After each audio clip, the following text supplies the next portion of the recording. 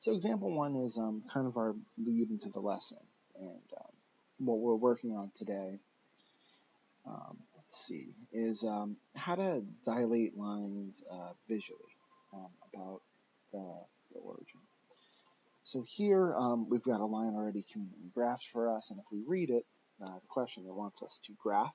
Okay, so we gotta write some stuff down and come up with the equation that y equals mx plus b. So I'm going to be doing two things, and I'll kind of check them off when I'm done. You can use this space when I'm writing it to put your own notes that meet the needs of what you hear to what I'm saying.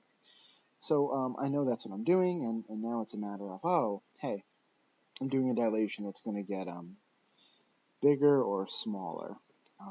So the thing that's getting dilated is it's not a segment anymore. It's a line, and that might boggle your mind for a second. Like, hey, how can a line get 2 times the size bigger when a line is already clearly infinite? Like, what does that mean for something to get twice the size when it's already infinitely big? So yes, I agree that is weird, but just come back to launch number one, and it's kind of the opposite of, well, hey, how do you dilate something that's got no size? Like, well, once again, you're not dilating that thing, you're dilating the distance from the point of dilation here, which is the origin, so I'm going to call that D. And what's really getting dilated is this stuff. That's going to get doubled. Okay. So already I can kind of see my B prime's going to go there. And I know I'm doing this a little quick, but I can see I'm running into a problem. Like, hey, that doesn't fit onto my graph. What am I going to do? And this is by design.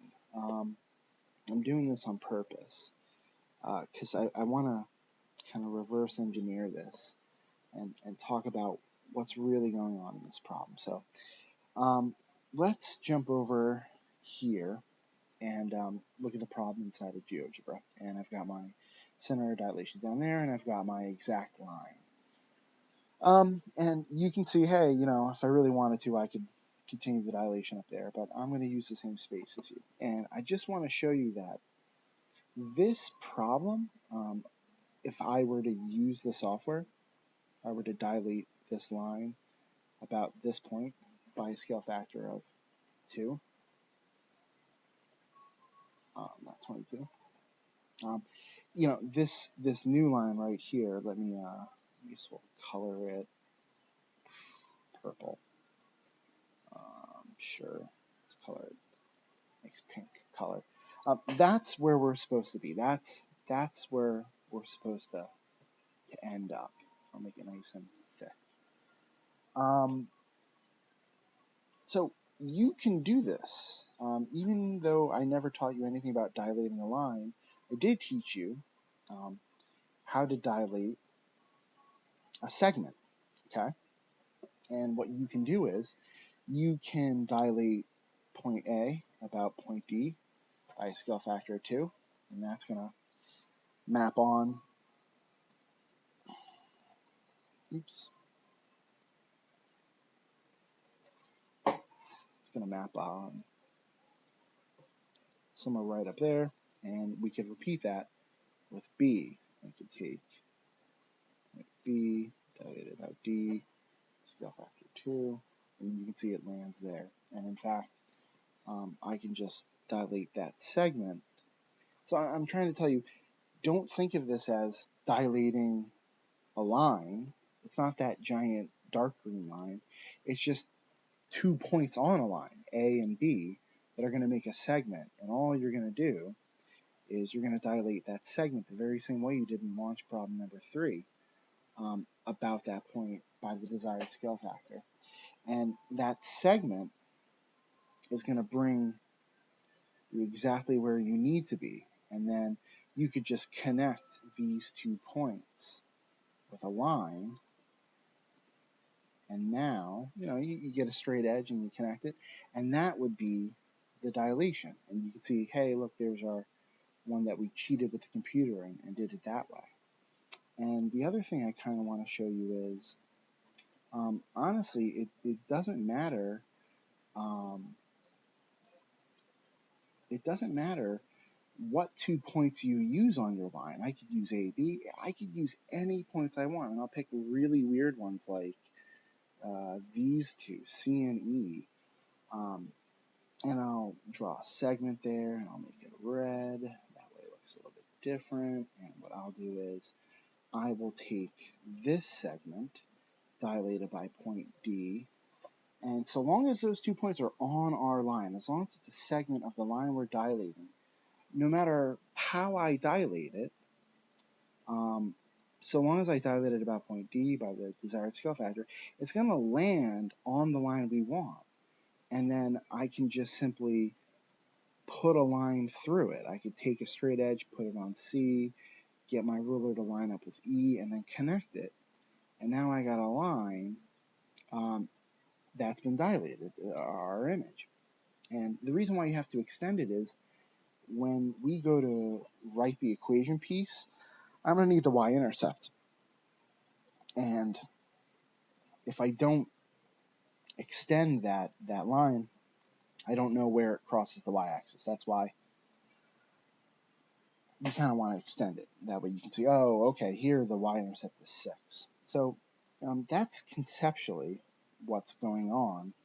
But let's talk about pragmatically how we can do this a little bit easier. So you want to be strategic about this. We now figured out that dilating a line is the same as dilating a segment. So when you pick points on this line, because you're going to make the segment, you have to decide, do you want that segment AB? Is that a friendly thing to dilate? And what we saw earlier was this part here, that wasn't too friendly. That's not going to fit on our graph. So I want to pick a different point. B looks fine, and so does this point here. In fact, our y-intercept. So I'm going to call that C, and I'm going to use that one. And what I'm going to do is I'm going to dilate this red piece here by a scale factor of 2. And I'll do that in here, actually, because to dilate, you're just stretching out the slopes of these things. So this has a nice, easy one. It's only a rise of 3. So I'm just going to multiply that by my scale factor of 2. And my new rise is now 6. It's 2 times 3. So I'm going to rise 1, 2, 3, 4, 5, 6. That's going to be where C prime goes. And then B, that was a run of 1, 2, 3, and a rise of +1. So if I dilate that by a scale factor of 2, it's going to become 6 is my run, and 2 is my rise. So now I'm going to go 1, 2, 3, 4, 5, 6, and I'm going to rise 2 now. 1, 2.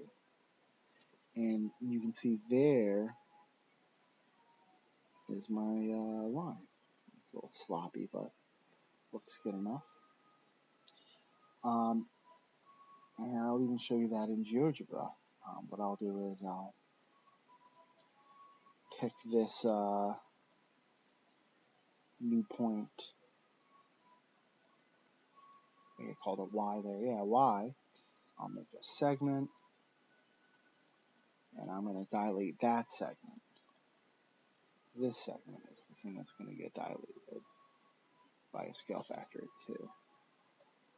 And that's going to bring it exactly to where we had it. That was this piece in green. That piece right there. And then all you're going to do is just put your straight edge on those points and continue it so you get your line. Okay? And I'll look at it here when we graph this line, and I'll do it in red.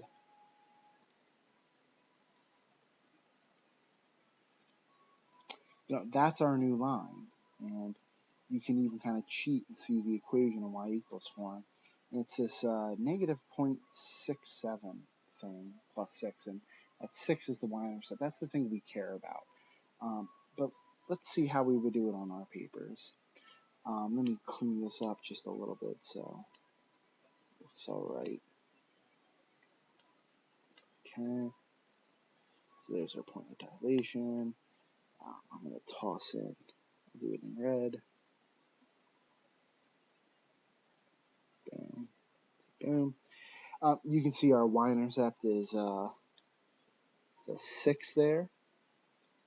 Okay, so my slope, we'll figure out my y-intercept is 6. Because now I'm building the equation and I need slope and y-intercept, and I'll calculate the slope. So slope can be from any 2 points. So I could go from C prime to B prime, but I could also do this point right here. And I can see my slope is down, so that's negative 1, 2.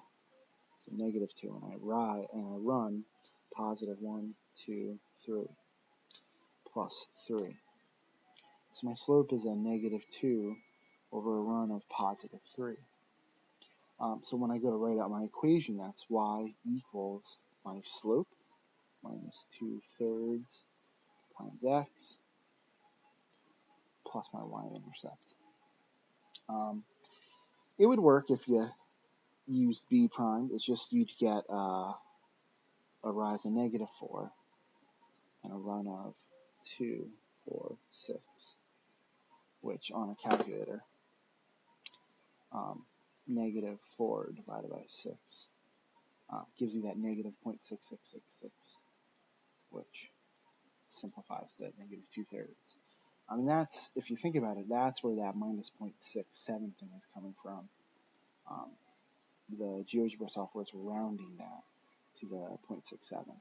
So we have the same line. So to kind of summarize, dilating a line